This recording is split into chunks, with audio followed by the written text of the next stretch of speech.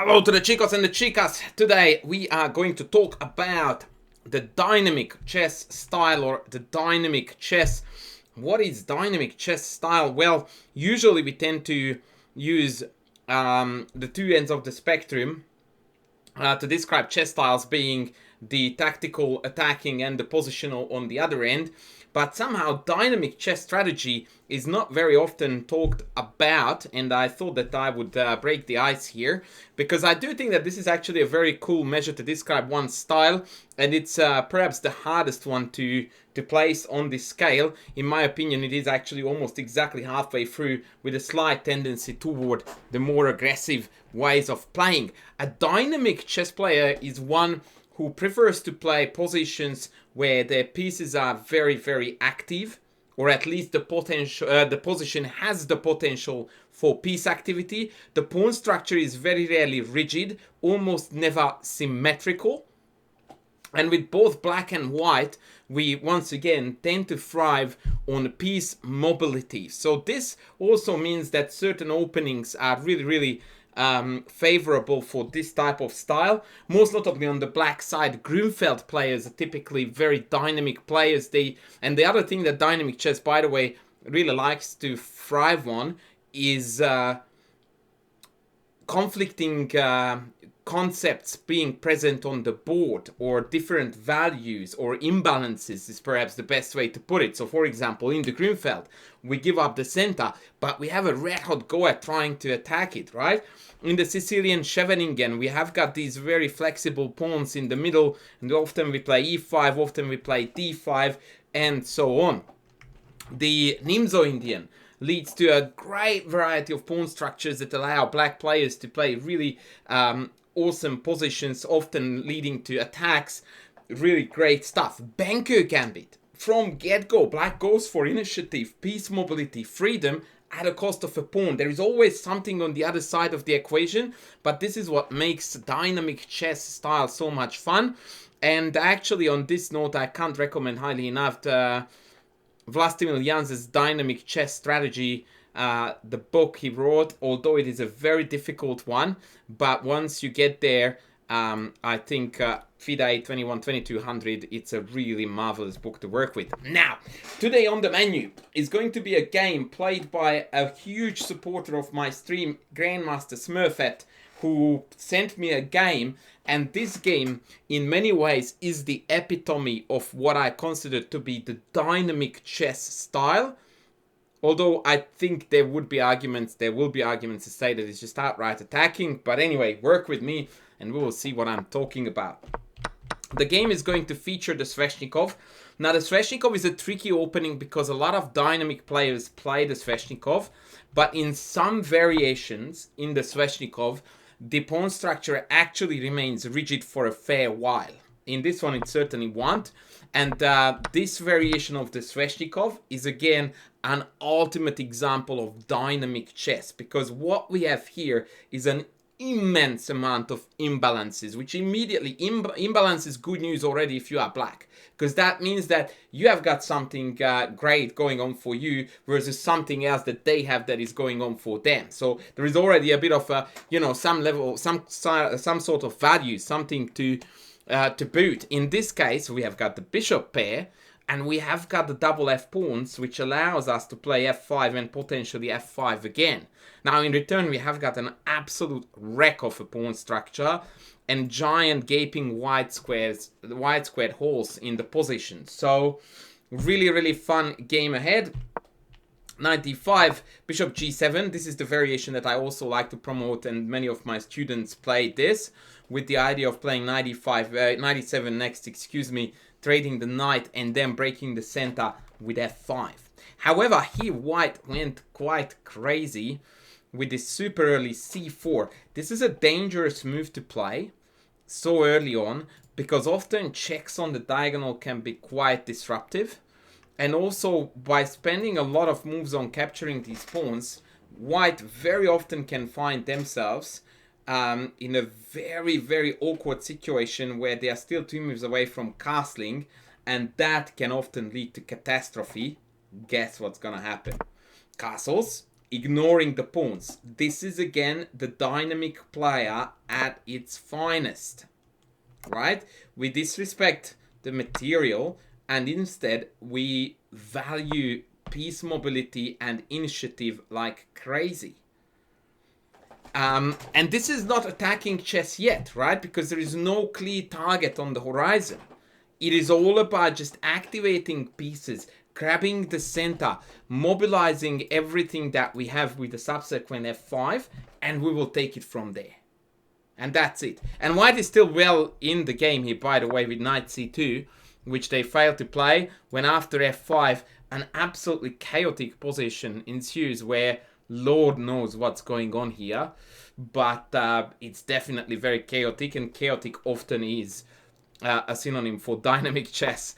But even more dynamic it's gonna get if white goes on to be very greedy, grabbing a6.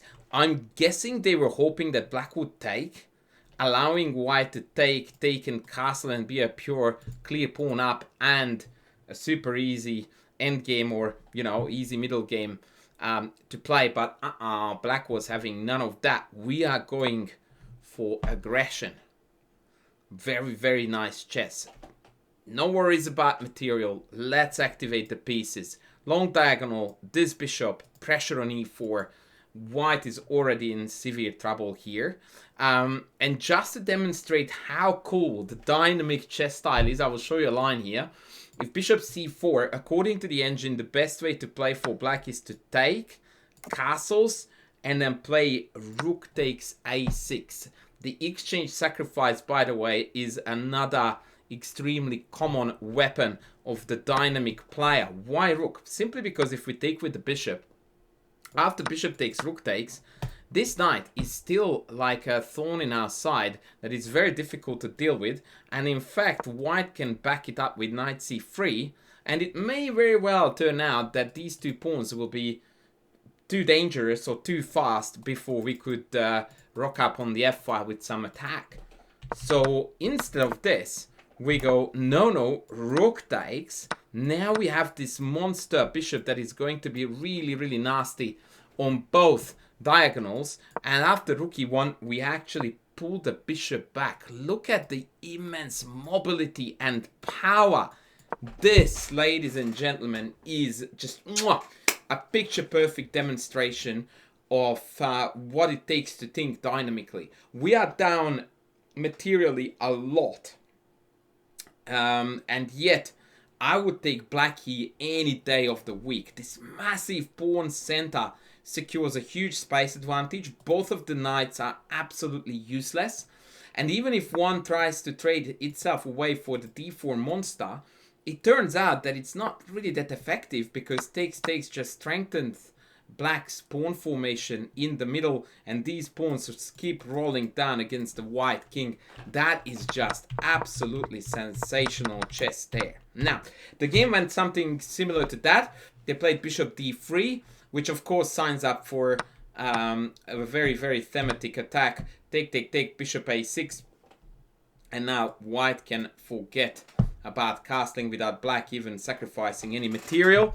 Although after knight e3, we can of course move the rook here, but that would be way too lame. No thank you. f5, once again valuing dynamism, piece activity, initiative and attack greater than material is the trademark of a really great player. The engine prefers rook b8 to be, well, actually not anymore. Borderline evaluates these two to be the same, but I would play here f5 any day of the week, because this position is just, it just plays itself and it's so beautiful. And GMSmurfette mops up in style.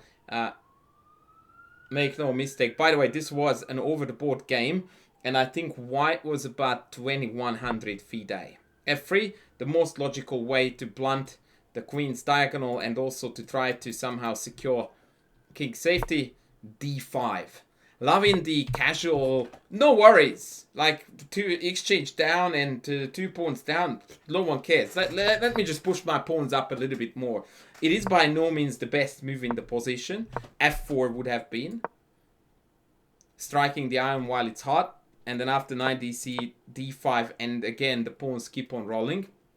And the more knight moves I make, the worse it gets. So now bishop e2 is already borderline trapping the queen. I mean, oh my god, look at this. That's like, hello. This is not gonna be pretty, right? And then queen a6 with various bishop captures and then mate on e2. It's just, wow, so damn beautiful to see how these pieces cooperate. But yeah, d5 is totally fine too. And now f4 is a threat, e4 can come at times. So yeah, white is definitely on the verge of defeat here. f4, very good.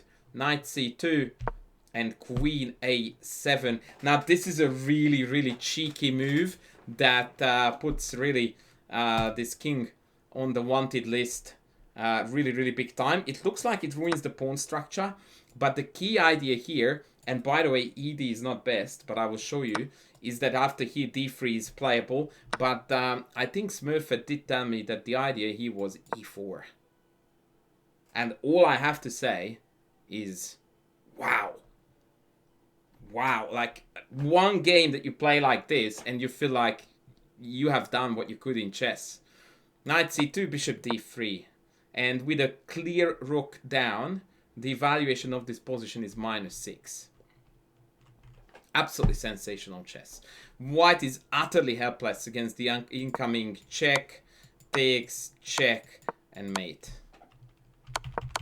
I mean, obviously I can do things, but they're not going to be pretty things. Like king e1, bishop takes d4. Now mate is, or at least some really nasty checks are threatened down there. So queen d2 is more or less forced. Then I take this. Then I take this. You get the gist. The position is absolutely falling apart. And black has absolutely nothing. So this queen a7 was just a delightful move. Absolutely sensational stuff. Knight d4. Oh, that was played in the game. Oh, okay, cool. Never mind. So Smurfette definitely did play e4 because they did play it. Knight c2, bishop d3, g4. So the king is trying to run via g2. Bishop takes d4 check. Knight takes d4. Queen takes d4 check. King g2 and ef. And this is just about the right time to resign the game. But instead the opponent went king h3. Not that queen f3 loses a queen. Hiding on h3. And queen g7 comes back for the checkmate. The very cruel engine actually points out that here rook f6 is almost forced mate. I need to show you this because it's so sensational. g5, check, here, check. I mean, what a finish this would have been to this game. Check, check, here, and mate. Wow! Wow. Now, I don't really consider this to be a blemish to play here queen g7, which, by the way, is also mating one threat. But yeah, that would have been absolutely sensational. h5. Now, this is still just so good. So good. Absolutely loving it. So now takes is not playable because then bishop f5 and queen g4 is made. Better still is that after rook g1, it looks like we are getting pinned, but there is someone else who's getting more pinned, and that's white. Ladies and gentlemen, that is white who is getting even more pinned. Queen g1. Now that was really an unnecessary blunder, but even after queen h4, the coup de grace, the ultimate finish, is rook f6 followed by rook h6, and everything is pinned. Like, this is a pin parade and a half. That's just sensational stuff. Really, really mind-boggling, the number of pins that you observe on the board. Instead, queen g1 was played. This is far weaker because now after rook f6 there is no way to stop the mate. Smurfette instead went with queen h7, king h7 just to make it even prettier. That is a different mate threat here, which also can only be delayed by two queen suicide moves, and neither are particularly appealing. And after king h7, the opponent resigned. An absolute sensational game played by Smurfette, and I really wanted to acknowledge her both as my keen supporter on the stream, but also as a sensational player. And also I think that this is a remarkable example of what it means to play with a dynamic mindset and in a dynamic style. We actually might continue this, and I might come at you with a few more games that perfectly fit the bill for dynamic chess. But what I really enjoyed about this game was how relentlessly Black pursued the initiative at all cost, and eventually benefited and exploited it beautifully with this exchange sack and the pawn sacks that we played earlier. I called it 2, but it was only 1 pawn up, by the way, for white. But yeah, nonetheless, it was just an absolute marvelous of a game. And this queen a7 e4 idea, holy moly, that is what good chess looks like, ladies and gentlemen. I hope you really enjoyed this game, because I certainly have. This is an absolute cracker of a chess game, and I really do hope that you guys will be fortunate enough one day to play chess like this, because this is just absolutely perfecto. Anyway, that was it from me for today, guys. I hope you enjoyed this video. Please don't forget to sub, to like, to thank me, and to comment down below, please. That helps to roll that algorithm that doesn't seem to like me enough. Yep, I will see you in the next video. Bye.